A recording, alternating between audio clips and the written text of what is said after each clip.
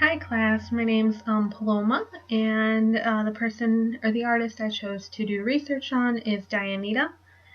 The reason I chose her is because I found her work, it caught my eye right away. I've never been a big photographer, but I've always enjoyed photography. I've enjoyed taking pictures, so Dianita, I right away ran into Dianita.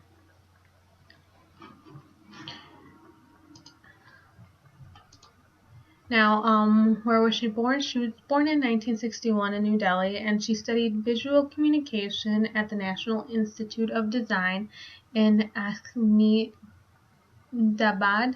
and documentary photography in the International Center of Photography in New York.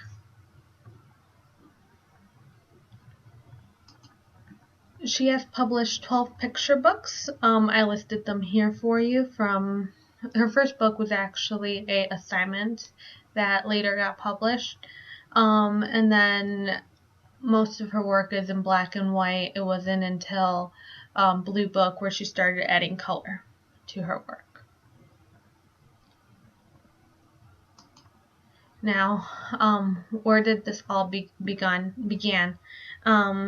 It all started, it was really an accident. Her first book, Sakari Hussain, was actually an assignment. She had to capture the mood of someone, so she chose this upcoming artist. And she was trying to get a photograph, and the organizer pushed her. And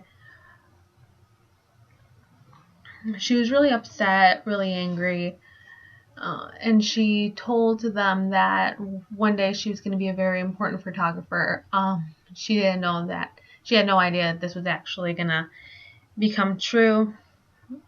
When she published this book, she kind of didn't have rules or anything. She didn't have her own format, so she made the rules as she go. Essentially, she took photographs, and then she would write 2 or 3 sentences to explain the picture. And sometimes she'd have Sakir write for her as well.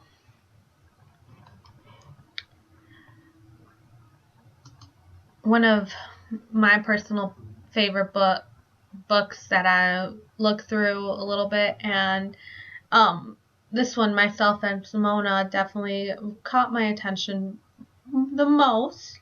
You see Mona over here wearing this very elegant white dress, or light color dress. I guess we don't really know since it's black and white. And then you see over here the other picture of Mona. She's actually now living in a graveyard. This was also kind of, the way this happened is it was almost as things just worked out for Dianita. She had to photograph Mona, and well, at the end of the photo shoots, it's like Dianita said the London Times would really enjoy this, and Mona got upset because she was under the impression that this was going to be for the New York Times.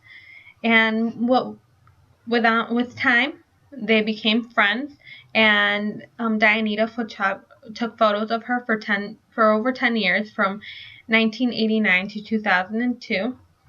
And in the book, we see her all happy, and Mona is happy, and she actually adopts a child, but eventually that child gets taken away. After that, it just goes downhill. This is when Mona decides to go live in the graveyard.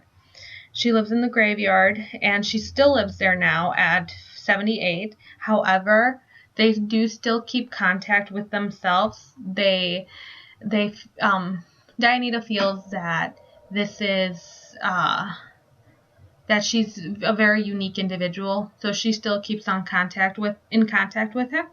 However, Dianita does not feel that this is a photo book, but a biography of Mona's life. And it really is. You really do see the transitions from 89 to 2002 and what happens in that time frame.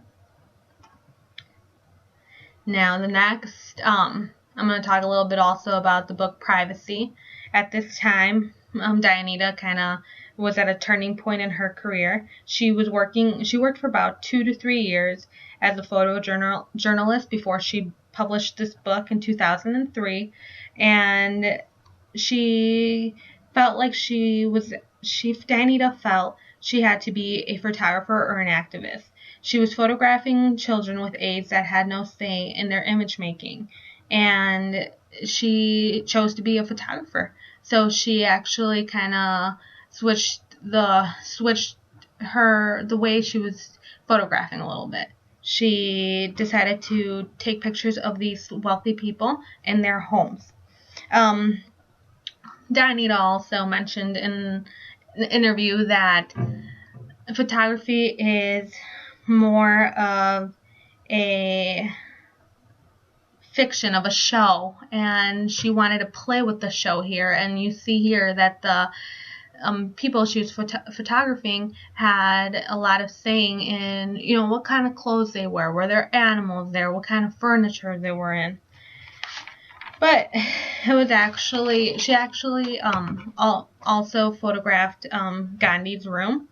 And this actually, let's backtrack a little bit. She was photographing an older lady, and she had to step out of the room, and she noticed that even though she was gone, this individual was gone out of the room, you could still feel her presence in the room. So then she started kind of photographing empty rooms. I'll show Gandhi's room later in the slides. And she started photographing empty spaces, and